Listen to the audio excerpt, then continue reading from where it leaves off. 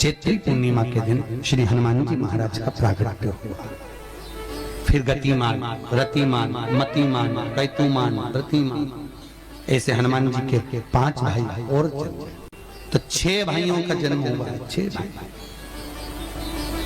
भगवान का भी कम नहीं मिलता, अधिक नहीं। और आज भी नियम है महाराज, जिसकी फैक्ट्री नहीं चलती हो, प्रॉपर्टी की आप खरीदारी बेचादारी करते हो, प्रॉपर्टी से जुड़ा हुआ काम करते हो, या लोहे से जुड़ा हुआ करते हो, या फैक्ट्री आदि का कर्म करते हो, कोई मैन्युफैक्चरिंग करते हो, वो नहीं चल रहा, तो हनुमान जी के उल्टे पांव का सिंदूर लीजिए और हनुमान जी के दूसरे नंबर के भाई गतिमान का नाम लीजिए। किसका नाम लेना है? गतिमान। गतिमान का नाम लेकर फैक्ट्री के बाहर या फैक्ट्री पर एक स्वस्तिक का निर्माण कर दीजिए, हनुमान जी के उल्टे पांव के सिंदूर और गतिमान का नाम लेकर।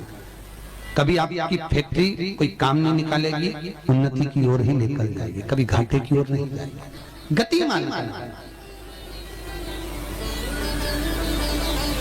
रतिमान, केतुमान, मतिमान, ये जितने भी नाम है हनुमान जी के भाइयों के, ये सब कल्याण करते हैं। एक एक नाम कल्याण करते हमारे। एक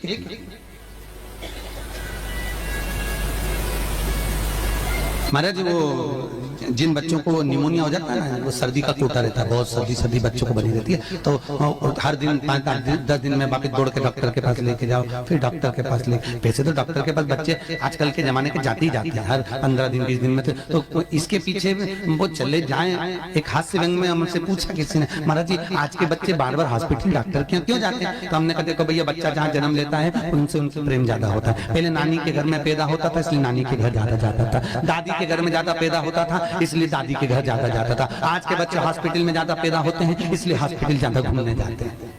ये हास्य।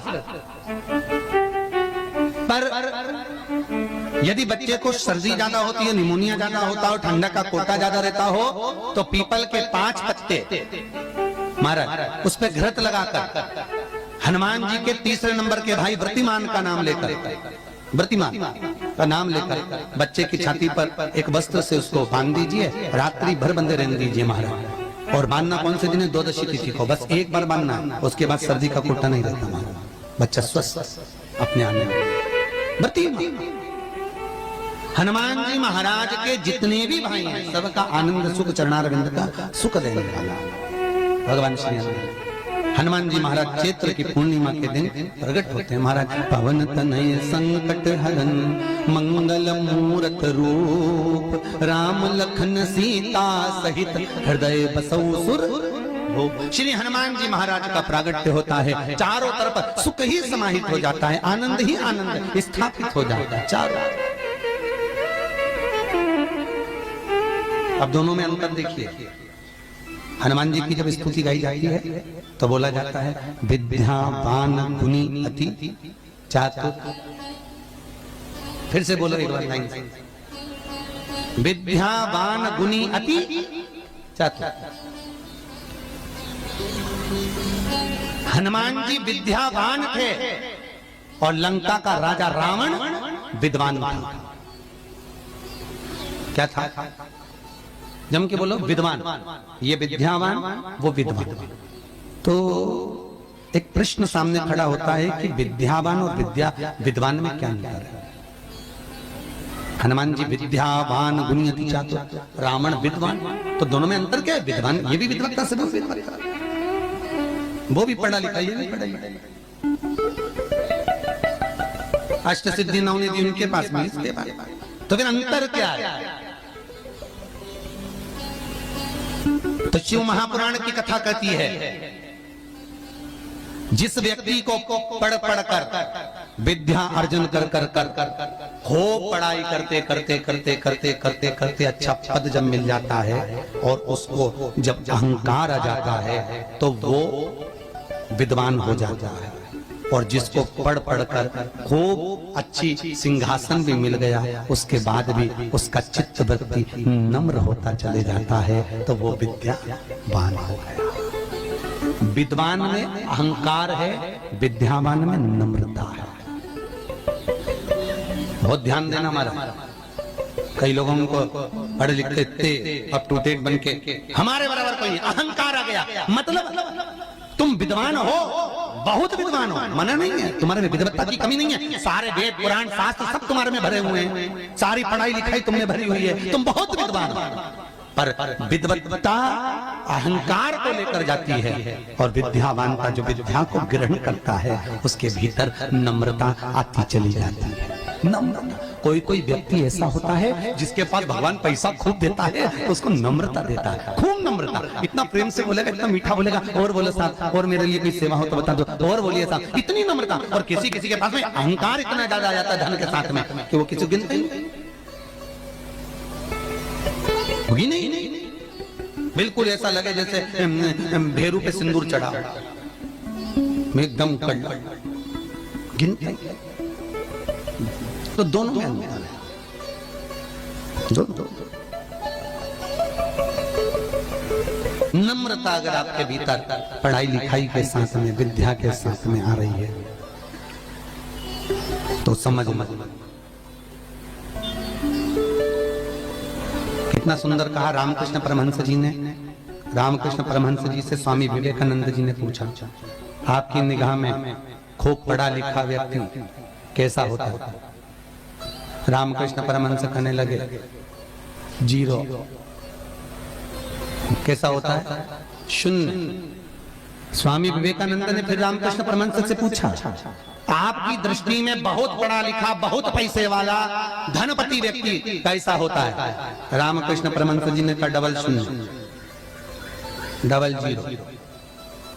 स्वामी विवेकानंद जी ने फिर पूछा रामकृष्ण परमहंस जी से, गुरुदेव आपकी दृष्टि में पढ़ा लिखा व्यक्ति, बहुत धनपति, सब ज्ञान में निपुण, वो व्यक्ति कैसा होता है? रामकृष्ण परमहंस ने कहा, ट्रिपल जीरो, 3 शून्य। स्वामी विवेकानंद ने कहा, गुरुजी अगर ये सब शून्य की गिनती में आ गए तो कीमत किसकी होगी? रामकृष्ण परमहंस जी ने कहा, सारे ज्ञान प्राप्त करने के बाद जो झुकना नहीं जानता, नम्रता नहीं जानता, वो जीरो के बराबर ही होता है। और जिसके पास में धन भी है, विद्या भी है, सारी निपुणता है, और जिसके भीतर नम्रता बनी हुई है, उसके आगे एक लगा दिया जाए तो वो करोड़ों की गिनती में हो जाता है। उसके आगे एक का कई लोग बड़ी अभिमतता में जीते, मैं मेरे बराबर कोई नहीं, और जो मैं करके मर जाता है, अगला जन्म बकरा बकरी का हो जाता है, मैं करता फिरता है। छुपकली और बकरा बकरी दोनों पहचान जाओ, बहुत परिचित है। तुम्हारे दरवाजे पर कोई बकरा बकरी दिखे तो समझ लेना तुम्हारा रिश्तेदार आया है। मैं करके मर गया, मेरा घर, मेरी परिवार, मेरा कुटुंब, मेरी घर, मेरी गाड़ी, मेरा बंगला, मेरा मेरा मेरा करके मरा, बकरा बकरी। मैं तो मैं अभिमतता।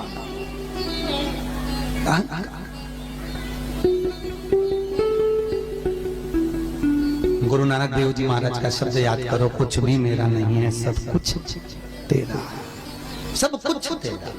इसलिए बोले सो निहाल, सब कुछ तेरा, हमारा कुछ है, हमारे भीतर कुछ है तो वो परमात्मा। हनुमान जी महाराज प्रकट हुए और अष्ट सिद्धि, कितनी? अष्ट सिद्धि, नवनिधि। कितनी निधि? 9 निधि हनुमान जी के पास में थी। अष्ट सिद्धि 9 निधि, और उस 9 निधि में सबसे ज्यादा सुंदर निधि जो दुनिया के हित की है वो है नील निधि। कौन सी निधि? 9 निधि में से एक निधि का नाम है नील निधि। कई लोग तो ऐसे, उनका आज तक हनुमान चालीसा पढ़ना नहीं है, आज तक कोई चालीसा, चाहे गायत्री चालीसा हो, लक्ष्मी चालीसा हो, शिव चालीसा हो, पढ़ना ही नहीं आती। बस बैठ गए भगवान के सामने और पढ़ लिया आसन लगा के। नहीं नहीं नहीं, चालीसा पढ़ने का भी एक नियम है। अगर कोई लक्ष्य लेकर पढ़ रहे हो तो उसका एक नियम है। पूरी जिंदगी पढ़ते रहोगे तो भगवान की प्राप्ति नहीं है, पर लक्ष्य लेकर अगर पढ़ा है, आसन से जिस भगवान की चालीसा पढ़ रहे हो उसकी मूर्ति या उसका फोटो आपके सामने होना चाहिए। एक घी का दिया, अगर हनुमान चालीसा पढ़ रहे हो तो या तो घी का दिया जलाओ, वो भी गाय के घी का हो, भैंस के घी का मत जलाना। हनुमान जी कभी प्रकट नहीं होंगे भैंस के घी से। घी का दिया लगाइए अगर चालीसा का पाठ कर रहे हो हनुमान जी का। और बहुत ज्यादा संकट है, बहुत ज्यादा परेशानी है, तो हनुमान चालीसा का पाठ करो तो तिल्ली के तेल का दिया लगा, काली तिल के तेल का दिया, तिल का तेल का दिया हनुमान जी के सामने आसन बिछाकर, बहुत तकलीफ है तो 3 पाठ प्रतिदिन करो और एक आसन से जितने समय 9 बजे अगर आप बैठते हो पाठ करने तो 9 बजे ही बैठना। 11 दिन तक प्रतिदिन 3 पाठ रोज करो। एक पानी का लोटा, कलश, तांबे का जल अर्थात तांबे का लोटा हो, स्टील का लोटा हो, तुम्हारे पास जो कलश हो उसमें जल भरकर, एक सिक्का उसमें पटक कर, एक लौंग पटक कर प्लेट से ढक कर रख दो और प्रतिदिन बस टाइम पर बैठकर पाठ करो। 11 दिन पूर्ण होंगे, जिस कामना से आपने पाठ करा है बस वो सिक्का, वो लौंग कलश में से निकाल लो, जल का आचमन करो और जिस काम के लिए करा है वो जल उस प्रयोग में ले लो। उस प्रयोग, किसी से बात करने जाना है तो वो जल पी कर जाइए, कोई से हाथ मिलाना है तो वो सिक्का, वो लौंग अपने हाथ में रखिए, अपने साथ। राम जी महाराज जब गए, हनुमत चरित्र का था, राम जी महाराज जब जाने लगे तो उन्होंने हनुमान जी से कहा कि तुम क्या चाहते हो? हनुमान जी बोले मेरे को जाना है, क्योंकि जहां राम वहां हनुमान। हनुमान जी जब कहने लगे कि मेरे को जाना है तो राम जी महाराज बोले नहीं नहीं हनुमान, तुझे सबसे ज्यादा प्रिय क्या है? तो कह राम। तो हनुमान तू कह रहा है सबसे ज्यादा प्रिय है राम प्रिय है, तो एक बार जिस समय देवऋषि नारद का अपमान हुआ, विश्वामित्र बाबा का अपमान हुआ, उस समय पर एक राजा ने जब अपमान करा तो तूने उसको राम नाम लिखकर एक जगह पर बिठा दिया और कहा कि तू राम नाम जपते रहे। उसने राम नाम जपा। तब हनुमान याद कर, मेरे सम्मुख में तू खड़ा था और युद्ध होने वाला था, तो तूने क्या कहा था? प्रभु आप इसको मार नहीं सकते क्योंकि ये आपका नाम ले रहा। राम से बड़ा होता है राम का नाम। पिपलेश्वर महादेव का स्मरण कर कर एक पीपल का पत्ता उसको शिवजी पे चढ़ाकर गाय के दूध में उसको उकाल कर उस दूध को पति पत्नी को रजस्वला धर्म के 7वें दिन से रोज एक पत्ता लाकर शिव को चढ़ाकर पिपलेश्वर महादेव के नाम से उस पत्ते को दूध में उकालकर उसका दूध दोनों पति पत्नी अवश्य पीना चालू करें। 3 महीने लगातार बाबा का क्रम चालू करें और मेरे सालासर बालाजी से, मेरे भोलेनाथ जी से, ओगरदानी से अवश्य कहें कि आपकी झोली भरे। यही